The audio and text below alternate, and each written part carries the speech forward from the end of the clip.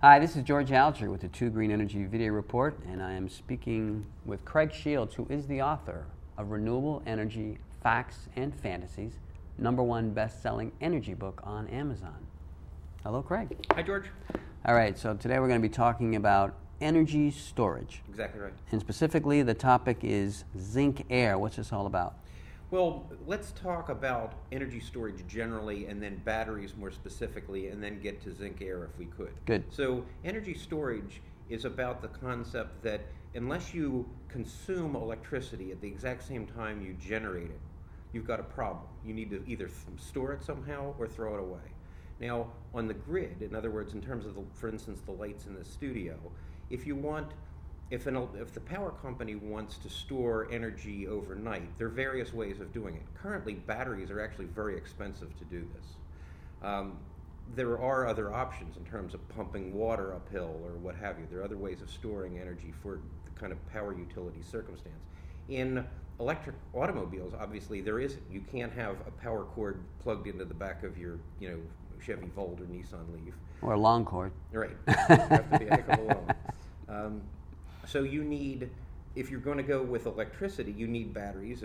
Obviously, there's hydrogen and other types of fuels, but we believe that electric vehicles will someday rule, and that requires low-cost, high-quality energy storage in the form of batteries. So now what I want to get to is Zinc-air, which is one of the dozens and dozens of different battery chemistries that holds a lot of promise, both in the power utility energy storage and in electric vehicles.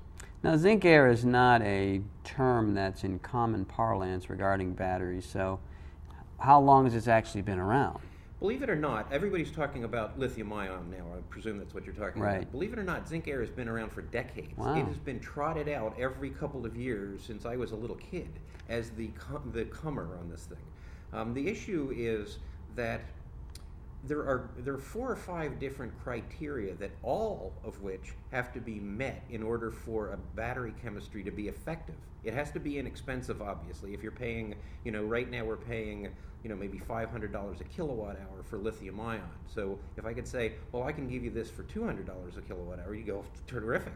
Yeah, but what if you can charge it very well, but you can't discharge it? The power density is very low. In other words, there's a ton of energy in it, but you can't get it out very quickly. That's a problem. What if the volumetric energy density is miserable and the thing's the size of a small apartment? That's not going to work either. And obviously I'm exaggerating there, but there are the space, the volume inside electric vehicles, as you can imagine, vehicles generally, is extremely important.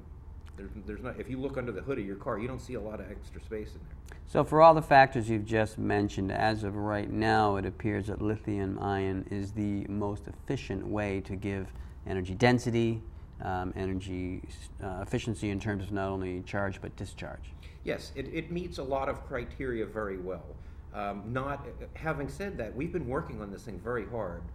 Tens of thousands of the world's best minds have been working on this for years to try to bring down the cost, to increase the energy density and so forth. And they've made progress, but it's been slow. And the trajectory for future progress on this thing doesn't look that bright. It'll improve, but there's not going to be a magical breakthrough. The company whose business plan I ran across the other day that happens to offer this breakthrough in Zinc-air, I honestly do believe that this is the breakthrough that's been promised for decades and decades.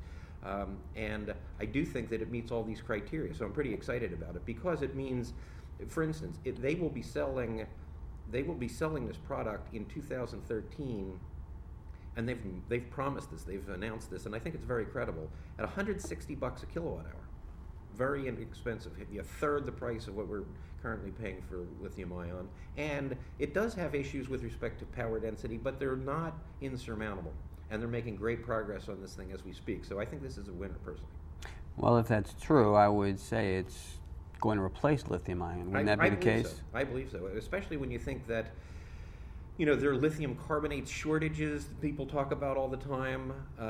I don't know how real this is. Having said that, there's plenty of zinc and there's plenty of air, right? So this is not going to run into shortages there. It also There's safety issues is another one of these criteria that I think these people have licked as well. So again, I'm pretty bullish on these people. Okay.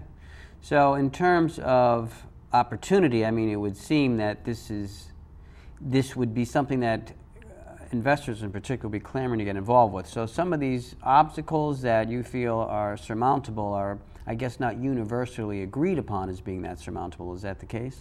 I suppose. I have come across these people fairly recently, and I haven't asked them to tell me their life story. In other words, how did you get here, and how difficult was it, and what types of argumentation did you have to bring to the fore? I don't know exactly what they've wrestled with in terms of making this credible, but I happen to know that there are a lot of very well-positioned people in the industry who believe this, and I don't consider myself, well-positioned, but I am a believer, I can tell you that. So of all the opportunities that we've talked about, it seems like if this is the case, would this be the biggest of all the opportunities? It's an interesting question. It certainly has the opportunity to be. When you think about the fact that we will be, over time, replacing 230 million cars and trucks on the United States roads alone. We'll soon be at 1 billion cars and trucks worldwide. So that's a lot of opportunity when you think about the providing the energy for all that transportation. And transportation, even in the United States, is 35-40% of our energy. So talk about the rest of the penetration of renewables into the grid mix. So we want all this solar and wind and all this other stuff, but we recognize that they're intermittent. The sun doesn't shine all the time, the wind doesn't blow all the time. So if you're going to have penetration into the grid mix that exceeds, we're only at a couple percent now, but if you want to have 10 or 20 or 30% penetration, you need energy storage. So this is, you bring up a good point, this is huge in terms of its impact. All right. So any closing thoughts before we ask for contact info? Well, I was just about to get there. If investors are interested in this, I would just simply ask you to click contact, and I'll get right back to you. Great. Okay, thank you.